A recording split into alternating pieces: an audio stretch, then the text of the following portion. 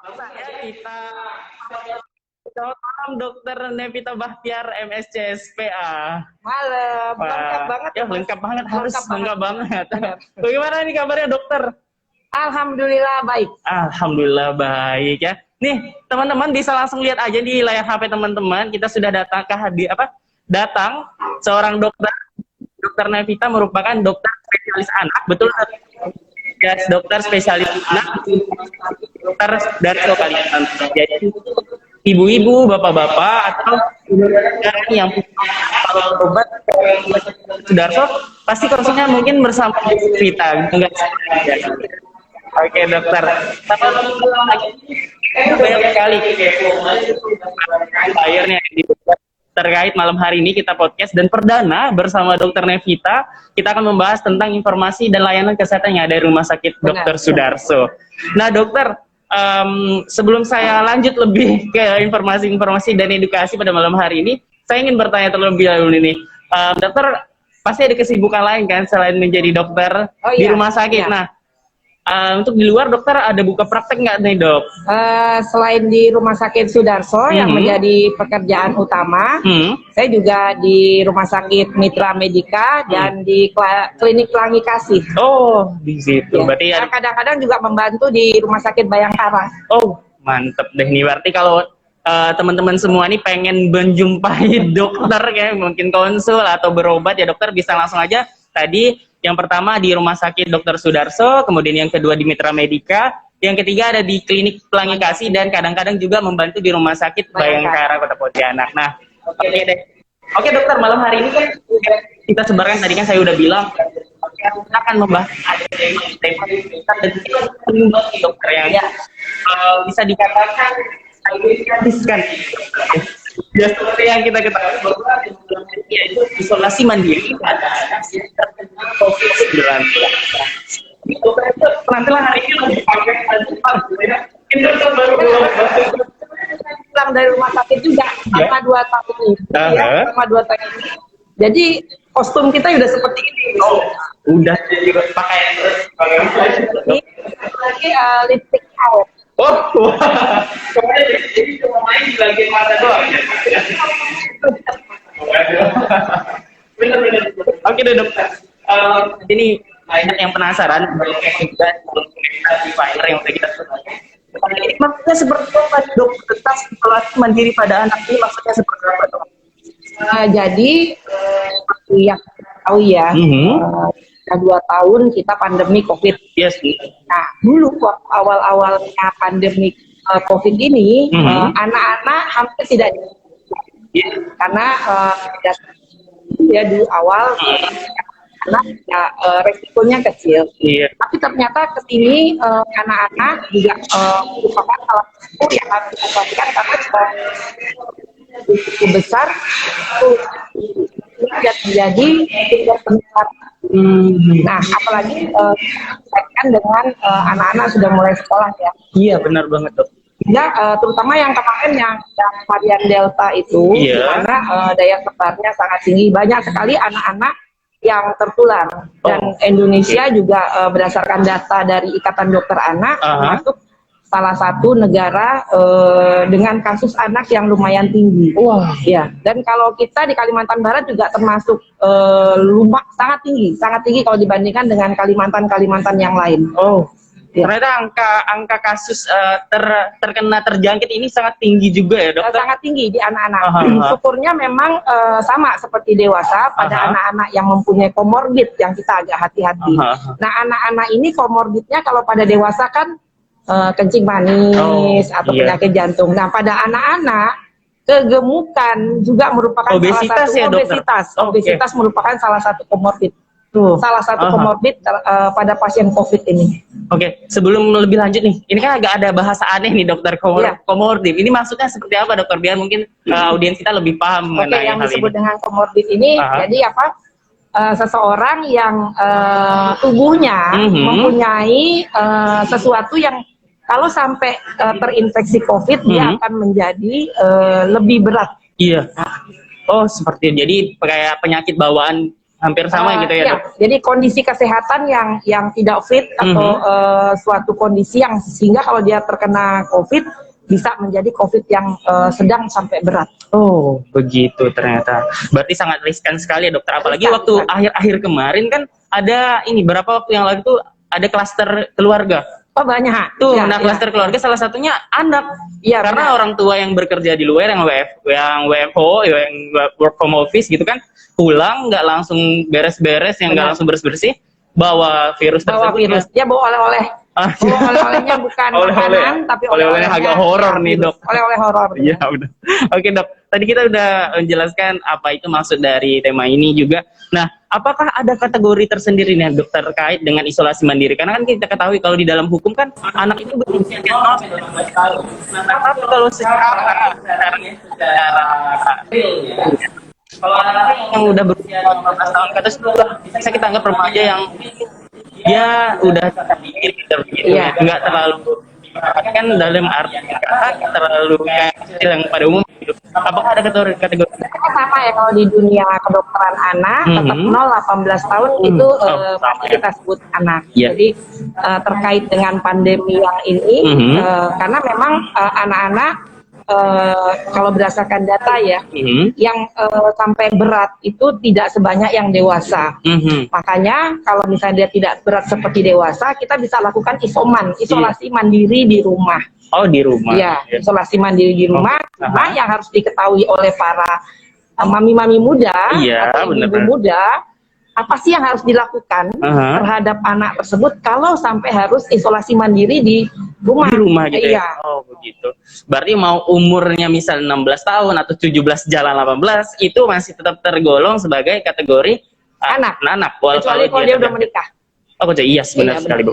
Oke. Nah, tadi udah kita bahas tentang kategori. Apakah mungkin ada gejala atau ciri-ciri tertentu yang dijangkit sama anak-anak? Mungkin kalau orang dewasa kan anosmia, terus batuk, atau bisa demam berhari-hari. Nah, kalau anak kecil tuh apakah ada kategori terkhusus? Sama. Jadi kalau pada anak kecil ya, anak kecil itu gejalanya hampir sama. Kalau bisa ya, batuk, demam, terus sesak, diare, terus kadang-kadang tanpa gejala bisa. Oh, ada juga yang OTG ya, Bu? Iya, atau demam. Itu bisa masuk dalam gejala pada anak-anak. Sehingga kita kalau misalnya anak-anak dengan batuk pilek ya, kita sebagai dokter anak sebenarnya riskan. Karena kalau anak batuk pilek kan kita harus buka mulut. Iya. Buka mulut dengan jarak yang dekat dengan si anak. Iya. Nah, jadi resiko kita, makanya harap maklum berpenampilan seperti astronot begini gitu. Iya, iya. Jadi gejala pada anak-anak juga hampir sama seperti dewasa ya, demam, batuk pilek, atau kadang-kadang diare, nyeri kepala. Kalau kita perhatikan banyak ibu-ibu yang mengeluhkan kalau anak-anaknya terkena COVID, kok jadi tidak mau makan. Oh gitu ya. Nah itu kita pertimbangkan, jangan-jangan dia anosmia atau kehilangan indera perasa juga. Iya. Benar-benar. Oh ternyata sama aja ya. Hampir sama. Berarti untuk informasi nih bagi teman-teman semua, jadi tadi Dokter Nevita sudah menyampaikan bahwa ciri-ciri atau gejala yang dialami sama anak-anak ketika terjangkit COVID itu sama aja seperti orang dewasa. Bisa anosmia, kemudian bisa batuk, demam, bahkan diare pun bisa gitu ya. Nah, bagaimana nih kalau ketika seorang anak terjangkit COVID-19, apa yang harus kita lakukan nih? Sama, tetap kalau seorang anak terjangkit COVID-19, kita harus tentukan dia masuk golongan mana. Apakah tanpa gejala, atau dia ringan, sedang atau berat. Nah, kalau dia sedang atau berat, ya memang lebih baik dia dirawat di rumah sakit dengan pengawasan yang lebih ketat ya, monitornya juga lebih ketat. Tapi kalau dia tanpa gejala atau gejala ringan, lebih baik dia isolasi mandiri. Ya. Cuma yang harus diperhatikan pada waktu isoman adalah si anak harus dijaga oleh penjaga atau perawat anak dengan resiko komorbid yang paling rendah. Nah, karena ada cerita dan ini kejadian. Gimana tuh, Dok? Gimana? Jadi ayah ibunya terkonfirmasi COVID. Nah, si anak tanpa diperiksa karena si anak tanpa gejala dititipkan ke kakek nenek. Nah ternyata kakek nenek itu mempunyai komorbid. Nah, kakek neneknya terkena COVID tapi dengan gejala berat. Oh, sehingga sampai harus istilahnya sampai harus meninggal ya, meninggal. Wah, ternyata bisa menjangkitkan ke orang lain juga ya, Dok. Kalau memang pertahanan tubuh si anak ini cukup kuat gitu ya. Karena biasanya kalau pada anak-anak memang ada yang bergejala berat bahkan sampai meninggal juga ada. Tapi yang kita harus waspada pada anak-anak yang tanpa gejala atau gejala ringan. Karena banyak sekali orang tua yang tidak mau swab ya, swab pada anak-anak atau walaupun hanya antigen, sehingga kita udah memastikan kalau misalnya orang tua si anak itu terinfeksi COVID, ya udahlah si anaknya kita anggap terkonfirmasi juga walaupun memang tanpa dilakukan PCR ya. Jadi kita udah anggap aja anak itu terkonfirmasi. Kalau misalnya kan banyak tuh yang orang tua, aduh saya nggak mau melakukan swab pada antigen anaknya atau PCR terhadap anak, karena kesian masih kecil. Padahal kita tidak tahu, jangan-jangan si anak juga udah terkonfirmasi juga. Gitu. Wah, begitu ya. Nah, Dok, tadi kan dokter udah bilang bahwa banyak banget nih anak yang terkonfirmasi COVID di Kalimantan Barat. Nah, maaf sebelumnya, untuk angka kematiannya itu sendiri bagaimana, Dok? Kalau angka kematian memang dibanding dewasa kita lebih rendah ya. Nah, biasanya yang sampai meninggal itu adalah yang terkena COVID berat. Jadi kalau pada anak-anak kalau udah terkena COVID berat, sesek kuat, akhirnya semua fungsi organnya gagal. Atau anak-anak yang ada komorbid ya, yang salah satunya itu ada yang difteri, ada terus yang satu lagi operasi tapi kebetulan kondisinya gizi buruk. Jadi memang daya tahan tubuhnya sendiri tidak bisa melawan infeksi yang masuk di dia. Berarti masih bersyukurlah ya, Dok, masih banyak yang bisa survive untuk menyelamatkan dirinya masing-masing, karena kan tergantung lagi ke pribadi ya, sudah nggak bisa memaksakan. Yang penting semua tenaga kesehatan sudah berusaha secara maksimal untuk membantu penyembuhan dari pasien COVID ini ya. Karena balik-balik lagi tetap pada protokol kesehatan. Balik-balik lagi situ. Benar-benar, Dok. Dan hari ini juga kita tetap mengutamakan protokol kesehatan ya, Dok. Walaupun kita syutingnya lagi di luar, tapi kita tetap protokol kesehatan nomor 1. Gitu. Kan jarak kita kan 1 meter. 1 meter nih. Karena ini kan 1 meter 1 ini ya. Nah, Dok, tadi kita udah bahas terkait pengalaman dari pasien-pasien yang pasien dokter juga. Nah, untuk obatnya sendiri bagaimana nih, Dok? Apakah sama dengan untuk orang dewasa atau ada hal-hal tertentu yang mungkin sebenarnya ya harus kalau misalnya seorang anak terinfeksi COVID ya, terus dia ringan atau sedang, kita bilang kita hanya mengobati, misalnya kalau dia demam, kita pemberiannya hanya paracetamol. Nah, cuma ibu-ibu di rumah yang harus hati-hati di dosis paracetamol, ya. Jadi dosis paracetamol itu kita menggunakan berat badan anak. Nah, jadi tidak yang di kotak itu kan kadang-kadang tertulis tuh. Biasanya biasanya tidak. Gini, Dok, kalau ibu-ibu nih biasanya langsung ambil 1, untuk anak kecil belah 2. Nah, padahal ada takaran tertentu lagi ya, Dok. Jadi kalau paracetamol buat anak-anak itu gampang. Berapa beratnya? Kalikan 10 itu dosis paracetamol. Paling rendah. Nah, itu kan kalau di dalam segi perdokteran nih ya, Dok, berarti harus langsung lah ke dokter bagaimana. Nah, kalau untuk di rumah nih, Dok, untuk menakarnya itu gimana, Dok? 1 sendok udah ada takarannya. Nah, seorang ibu bisa memberikan dosis paracetamol yang tepat buat anak yang lagi isoman. Jadi kalau isoman itu yang harus nih. Si ibu mempunyai obat-obat yang harus ada di rumah. Itu apa aja itu, Dok? Paracetamol untuk demamnya. Terus kemudian multivitamin. Nah, biasanya kalau multivitamin itu yang untuk COVID, yang kita utamakan tuh vitamin C. Terus vitamin D, sama zinc. Ya, itu.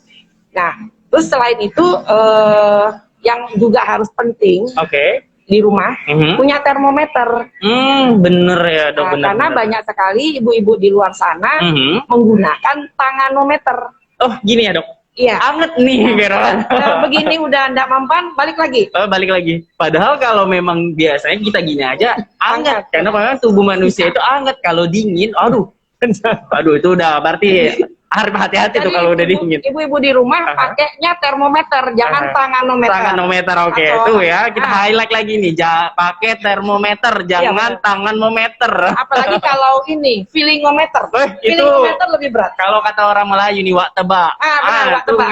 Jadi kalau masalah suhu, jangan tebak-tebak. Iya, bener banget dok, bener. Oke dok, boleh lanjut lagi dok, silakan. Oke, selain vitamin, termometer, terus juga harus punya saturasi oksigen. Oh, yang dijepit itu ya dok? Ya. Nah, biasanya kalau kita isolasi mandiri, lebih baik pengukuran suhu atau saturasi oksigen itu 2 kali sehari. Ya, bisa pagi atau sore. Hati-hati kalau saturasinya sudah di bawah 95. Berarti itu harus langsung dibawa ke rumah sakit? Harus hati-hati di situ. Oke. Terus satu lagi yang harus penting apa? Dok? Punya rumah di tempat isoman kita harus selalu kita bersihkan. Iya, benar. Terus satu lagi kamar tempat anak-anak isoman dia harus mempunyai ventilasi yang bagus. Oke. Terus satu lagi juga yang paling penting, kita harus membuat si anak itu tidak bosan di rumah. Nah itu tuh dok, bener-bener. Karena jangankan anak-anak, orang dewasa yang di isoman juga stres. Iya bener dok. Nah ini sama nih, setelah ini saya udah mau nanyakan nih, ini kan orang dewasa aja bisa stres, apalagi anak-anak. Benar. Nah untuk penanganan mentalnya sendiri bagaimana nih dok? Biasanya ya kalau misalnya isoman pada anak-anak, kita harus menyiapkan permainan atau sesuatu yang disenangi oleh anak-anak. Karena biasanya kalau anak-anak yang masih kecil kan dia dengan ayah dan ibu. Terus satu lagi yang paling penting ya ibu-ibu, kalau kita melakukan isoman di rumah, kita harus memiliki nomor kontak petugas kesehatan yang bisa dihubungi kalau terjadi sesuatu. Itu penting sekali. Bener. Karena kan setiap puskesmas juga udah ada tuh ya. Iya. Biasanya untuk Kalimantan Barat ada puskesmas yang bahkan dokter-dokter yang memang sudah ditugasi untuk mengawasi misalnya ada orang yang isoman.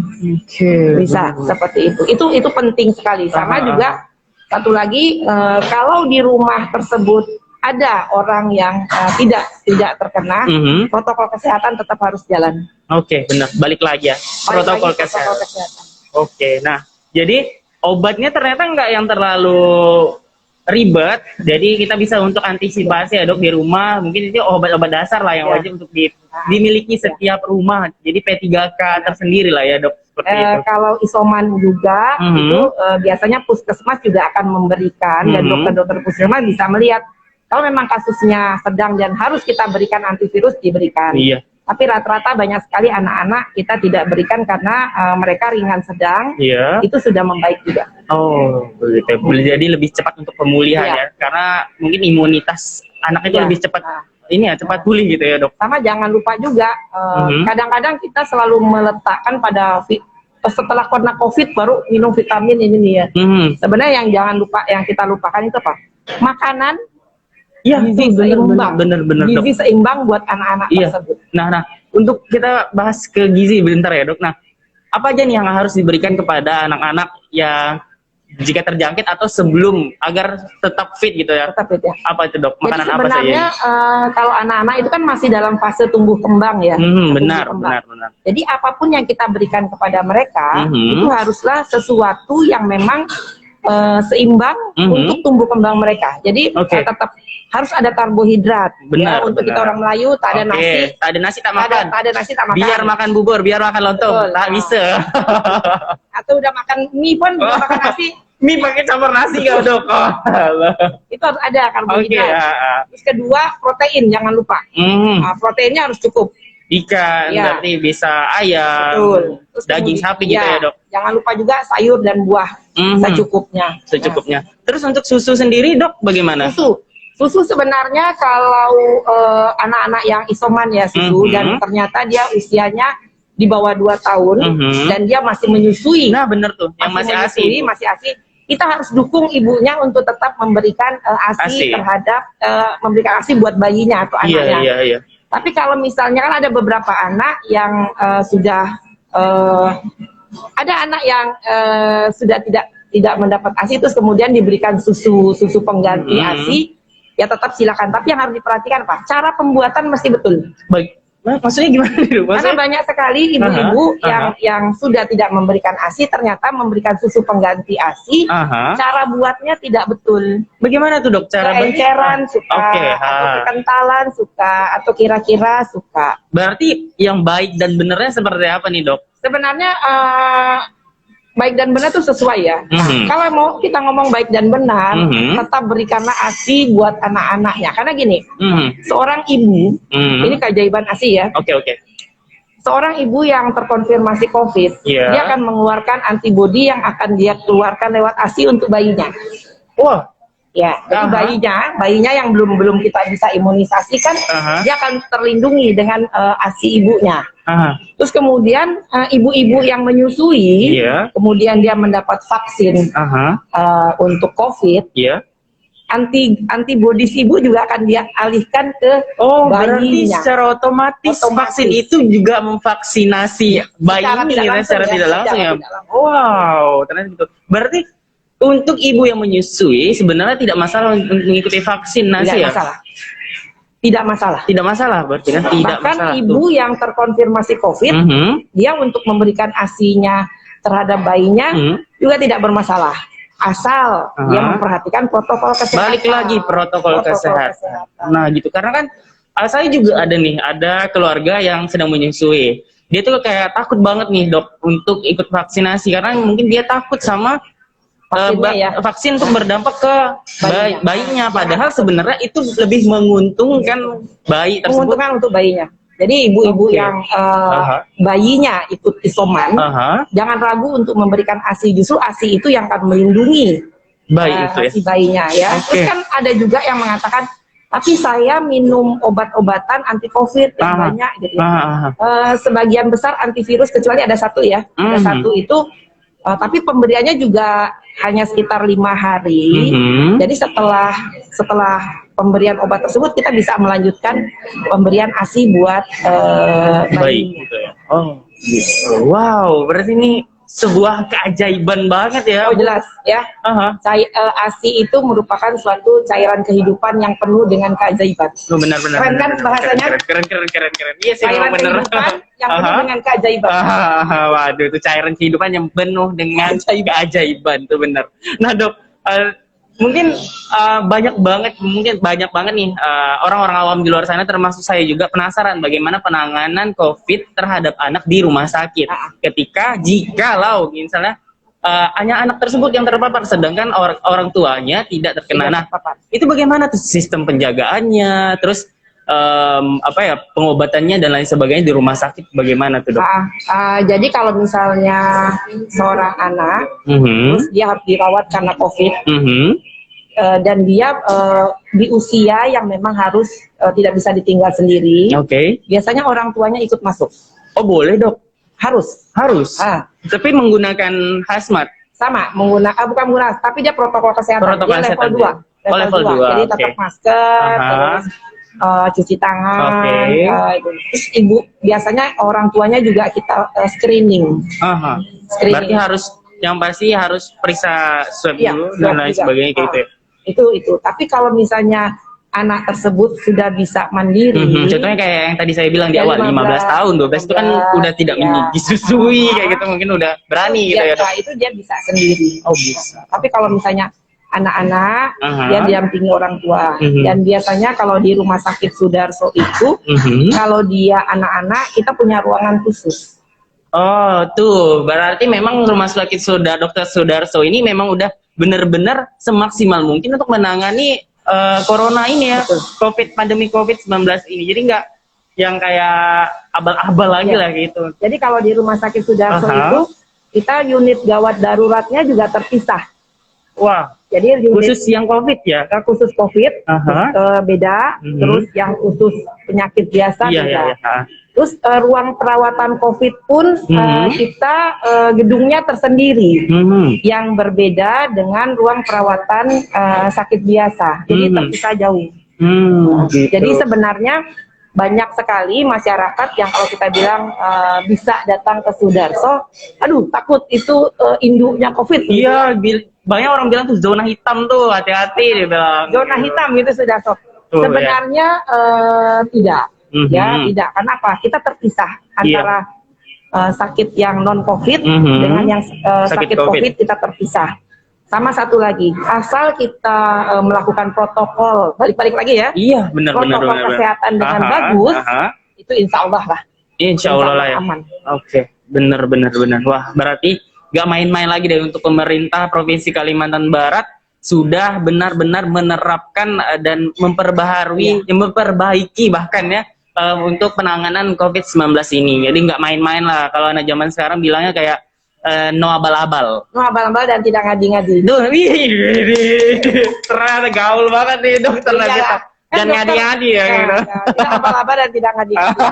Iya. Sama satu lagi nih ibu-ibu, misalnya punya isoman bersama anak-anak, berusaha menjadi seorang dokter anak yang paling baik untuk anak. Karena kan ini ada cerita kalau pesantren, guru, dokter, apapun nih profesi yang pertama kali di rumah itu ya ibu, iya, ibu atau ayah yang punya orang tua. Sehingga, orang tua lah sehingga pada waktu justru pada waktu isoman, di mana ada anak dan ayah dan ibu setiap hari berada di rumah, usahakanlah selalu bermain apapun permainan itu terhadap anak.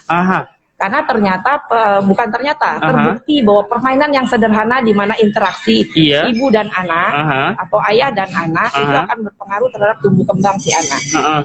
Terus kemudian selama di rumah kita harus pantau si anak. Kapan kita akan bawa ke rumah sakit atau kapan sih kita akan menghubungi nomor tenaga medis kalau terjadi sesuatu. Itu satu. Kalau si anak demamnya kok nggak turun-turun, kemudian kok batuknya tambah kuat, ya batuknya tambah kuat, terus kita harus lihat hidung si anak kembang kempis apa enggak. Oh itu juga tanda bahaya. Tanda bahaya. Ciri, ya, Dok? Jadi lihat hidungnya kembang kempis, lihat dadanya waktu bernapas, apakah dia naik turun ya? Atau si anak kok jadi tidak mau makan? Kencing kok tambah sedikit, karena kita takutnya apa? Kekurangan cairan. Ya. Terus kalau memang ada tanda-tanda seperti itu, segera hubungi tenaga kesehatan. Jangan-jangan memang anak tersebut terkonfirmasi. Sudah harus dibawa ke rumah sakit. Berarti sudah parah banget ya, Dok. Itu tanda-tanda bahaya yang harus kita perhatikan buat ibu-ibu yang melakukan isoman di rumah. Nah, berarti tidak masalah jika orang tua ingin melakukan isoman, tetapi harus memperlihatkan tanda-tanda yang sudah disebutkan sama Dokter Nevita tadi. Ada tanda-tanda yang menunjukkan kalau anak itu kapan kita akan menghubungi tenaga kesehatan. Itu kapan kita harus banget menghubungi. Tapi memang sebelumnya harus menghubungi terlebih dahulu, Bu. Tapi yang kayak anak ini memang udah harus wajib kita bawa ke rumah sakit seperti itu. Karena di Pontianak juga sudah banyak beberapa layanan kesehatan yang membuka layanan online. Jadi kalau konsultasi lebih aman dan nyaman ya, Dok. Kalau COVID mereka konsultasi secara online. Walaupun seringnya kita banyak juga kecolongan. Datang berhadapan dengan kita terus ngaku saya COVID. Karena sebenarnya tenaga medis juga tidak saksi ya. Bukan dukun. Jadi kalau ada COVID tidak bilang-bilang batuk-batuk di depan kita ya. Itu juga resiko buat tenaga kesehatan. Maka kalau ngomong batuk-batuk, kita harus tahu juga adab batuk. Iya, boleh, Dok, bagaimana tuh adab batuk yang benar dan harus kita terapkan pada pandemi seperti ini nih, Dok. Jadi satu adab batuk itu kita harus tutup. Tutup. Bisa pakai tisu atau kalau zaman sekarang udah nggak ada sapu tangan kan? Iya. Kalau zaman dulu ada. Iya, benar. Jadi harus tutup dengan tisu. Atau kalau misalnya kita tidak ada tisu, kita bisa gini ya. Sama aja kayak kita bersin ya, Dok. Sama. Itu sekarang anak-anak kalau saya lihat sudah pinter-pinter. Karena orang tuanya udah tahu tuh adab batuk bagaimana. Satu lagi yang sangat penting juga, ajarkan anak-anak untuk bagaimana cuci tangan yang betul. Iya tuh. Boleh, Dok, kita praktek dulu nih cuci tangan yang betul, karena kan termasuk salah satu bagian dari protokol kesehatan. Jadi kan sabun. Sabun tuh, nih sabun. Terus terus gini. Terus gini, di punggung tangan ya. Tangan. Punggung tangan. Punggung tangan. Terus dok? Saling mengait. Oke, ini berarti Itu jari-jari, yang terakhir jari-jari. dulu. Oke. Baru jempol. Jempol. Jempol. Nah, Baru ini. gini lagi. Ya. Oke. Kuku-kukunya mesti Kuku-kuku ya bersih, harus bersih banget. Nah, selama 30 detik paling. Sebenarnya tidak perlu, kalau mau sempurna 30 detik 30 silakan. detik. Tapi kalau kita menjalankan langkah-langkahnya itu tangan kita udah bisa dipastikan Bersih ya? bersih. Sama Apakah harus menggunakan air mengalir jika kita Tidak, jika kita pakai ini gayung bagaimana tuh, Dok? Jadi sebenarnya kita bisa menggunakan hand rub. Aha. Kayak yang banyak dibawa orang itu Hand sanitizer. Hand sanitizer bisa. Aha. Tapi Bisa. biasanya 5 atau 6 kali hand sanitizer, 1 kali harus air mengalir. Harus banget ya. Karena harus ada yang air mengalir juga. Itu Nah, Dok, saya penasaran juga nih, apakah hand sanitizer sebenarnya berbahaya atau tidak untuk bagi kulit tangan kita? Karena kan sering itu mengandung alkohol juga kan, Dok? Nah, kalau hand sanitizer yang sudah dibikin dia sudah memasukkan pelembab. Oh gitu. Berarti jikalau kan balik lagi ke anak-anak ya, Dok. Anak-anak kan, ayo kita sebelum makan kita nggak ada air mengalir ya hand sanitizer. Apa itu amat jika Aman. karena makanan Aman. terus aman. Oh, Aman. berarti aman. Nah, untuk orang tua jika pergi keluar nih ke restoran mungkin sulit buat cari yang air mengalir untuk cuci tangan, ya hand sanitizer untuk anak-anak aman. Dan bahkan orang dewasa juga aman ketika kita ingin makan. Karena kan budaya kita kan makan pakai tangan nih, Dok. Benar. Ya, Yang tidak aman itu kalau hand sanitizer langsung itu tidak aman. langsung diminum mentah-mentah. Itu tidak aman. Itu baru yang nggak aman tuh, jelas-jelas tidak aman. Oke, Dok, oke. Nah, Dok, mungkin ada nggak nih tips and trick dari dokter sendiri bagaimana untuk melindungi anak-anak yang ada di rumah? Ya kan, karena kan bukan hanya orang tua saja yang melindungi, tapi keluarga, mau itu kakak, abang, atau adik, atau mungkin om-om, tante-tante, kayak gitu, paman, bibi dan lain sebagainya yang di rumah. Bagaimana itu, Dok? Kan untuk zaman pandemi seperti ini, memang satu protokol kesehatan wajib, ya. Terus buat anak-anak juga ajarkan. Mereka anak-anak yang akan pemilik masa depan. Jadi kita tidak tahu sampai kapan pandemi ini akan berakhir. Tapi anak-anak harus tahu bahwa protokol kesehatan, menjaga kesehatan itu merupakan salah satu yang harus mereka udah kayak seperti disiplin diri. Iya, ya? benar. Terus sebenarnya masker. Sekarang anak-anak udah pinter pakai masker. Tapi pada anak-anak yang tidak pinter pakai masker, biasanya di bawah 2 tahun, jangan sering-sering atau lebih baik jangan dibawa ke tempat keramaian. Nah, tuh, Dok, untuk penggunaan masker ini usia yang dimulai itu dari usia berapa, Dok? Sebenarnya 2 tahun ke bawah ya dulu, 2 tahun ke bawah tidak wajib katanya. Sebenarnya bukan tidak wajib, karena mereka belum bisa kontrol. Karena masih benar. Terus kan? Sesek juga biasanya gitu. Tapi sekarang sudah banyak yang jago-jago dan masker sekarang udah mulai diciptakan untuk anak-anak. Iya, benar. Tapi kalau misalnya memang ternyata anaknya tersebut tidak pintar pakai masker, artinya kita mengartikan itu bukan berarti anak tersebut bisa kemana-mana tanpa masker. Tapi artinya jangan bawa anak ini di tempat-tempat yang keramaian. Oke. Terus kalau misalnya orang tua pulang dari kantor ke rumah juga tetap harus protokol kesehatan. Nah, benar banget. Cuci tangan atau mandi dulu sebelum ketemu dengan anak-anak. Nah, kalau misalnya anak-anak tersebut yang isoman itu di rumah, kalau tidur tidak usah pakai masker. Iya, takut sesek kan. Iya, terbiasa gitu ya. Oke. Apakah ada masker tersendiri yang mungkin dokter bisa sarankan kepada orang masyarakat di luar sana, mau itu untuk orang dewasa ataupun anak-anak? Sekarang sih kalau saya ya maksudnya kalau tenaga kesehatan ya, tenaga kesehatan kita punya standar sendiri. Iya. Tapi kalau untuk masyarakat sebenarnya sekarang kan udah double ya, masker double atau masker yang sekarang juga sudah baik, silakan menggunakan tersebut. Contohnya seperti yang kita pakai saat ini ya, ini KF94. Iya benar kan, sekarang modis kan? Iya, hitam. Ungu tuh dokter udah pakai ungu nih, lilak-lilak banget nih. Benar. Jadi untuk zaman sekarang akhirnya orang berinovasi supaya hanya supaya tidak stres sih, Mas. Iya sih, iya bener sih, Dok, biar kayak tetap enjoy pakai masker walaupun ungu. Sebenarnya sesek juga, Dok, kalau ngobrol kayak gini panjang kayak. Karena saya harus ngeden gitu loh, ngeden supaya balik lagi gitu loh kan. Bener. Nah, kita tadi udah ngobrol panjang banget nih, Dok, terkait isolasi mandiri terhadap anak yang terjangkit COVID-19. Nah, jikalau ada anak yang terpapar COVID-19, harus kemana nih dok? Jika yang udah parah banget nih, kita harus menghubungi siapa? Jika ini untuk region Pontianak terlebih dulu, mungkin dan informasi-informasi lain yang mungkin dokter ketahui untuk di luar-luar daerah Pontianak. Sebenarnya kalau misalnya seorang anak terpapar COVID-19 dan dia parah, memang jangan isoman, tapi dia harus ke rumah sakit. Rumah sakit mana? Rumah sakit di Pontianak ini semua bisa menangani karena mereka mempunyai dokter-dokter anak yang handal dan sudah menguasai mengenai COVID ya. Baik. Nah, kalau misalnya anak tersebut gejalanya ringan, itu isoman itu juga tetap dipantau oleh petugas kesehatan dari puskesmas dan dari dinas kesehatan. Jadi tidak dilepas begitu saja. Oh, begitu. Berarti setiap puskesmas di daerah masing-masing itu memang sudah tersedia kontak person untuk yang terpapar COVID. Terus pihak puskesmas juga akan mendatangi dan melakukan tracing. Siapa pendataan ya? Gitu ya. Pendataan. Oke, tuh berarti untuk teman-teman semua yang jangan ragu dan takut lagi nih dok, karena kita sekarang memang benar-benar hidup berdampingan dengan COVID, nggak bisa dipungkiri. Memang bahkan kita nggak tahu nih sekitar kita ada COVID atau enggak kayak gitu kan dok. Yang penting tetap jaga protokol kesehatan. Yang penting itu protokol kesehatan. Terus makan makanan yang bergizi, sebenarnya. Terus vitamin juga jangan sampai dilupakan, jangan sampai terkena dulu baru imbus vitamin seperti itu kan. Kayak, aduh ini nggak masuk akal kayak gitu kan dok. Nah itu jangan ngadi-ngadi kalau kata dokter Nevita nih, jangan ngadi-ngadi guys. Kayak gitu.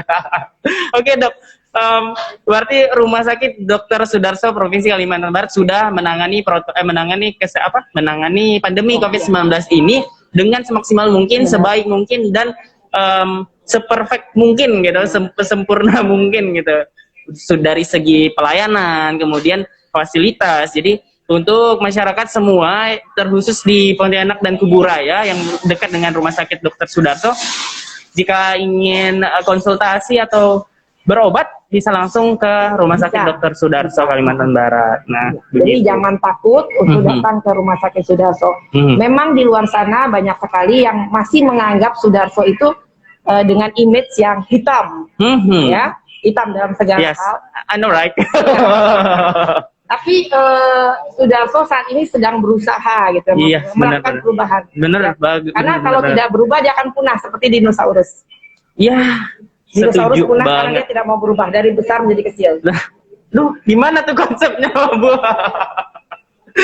Tapi tetap memang perubahan itu harus dilaksanakan. Harus, ya. Karena hidup semakin tua ini semakin besarnya banyak sekali yang harus kita perbaharui. Nah, gitu, mengikuti zaman lah. Benar. Gitu.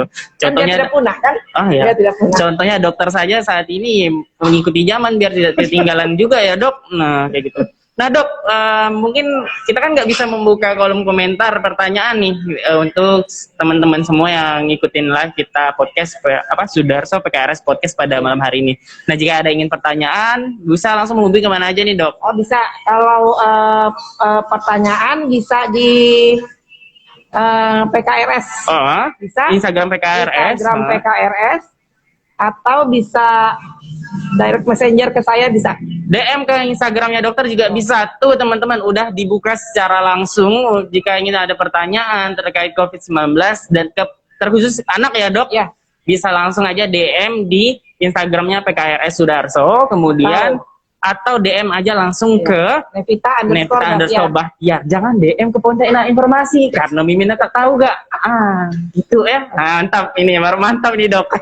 Jangan DM ke Pontianak Informasi karena Miminnya tidak tahu. Iya, Mimin tak tahu. Jadi langsung DM-nya langsung ke PKRS Sudarso atau ke Nevita _ Bahtiar. Ya, mantap nih, masuk nih.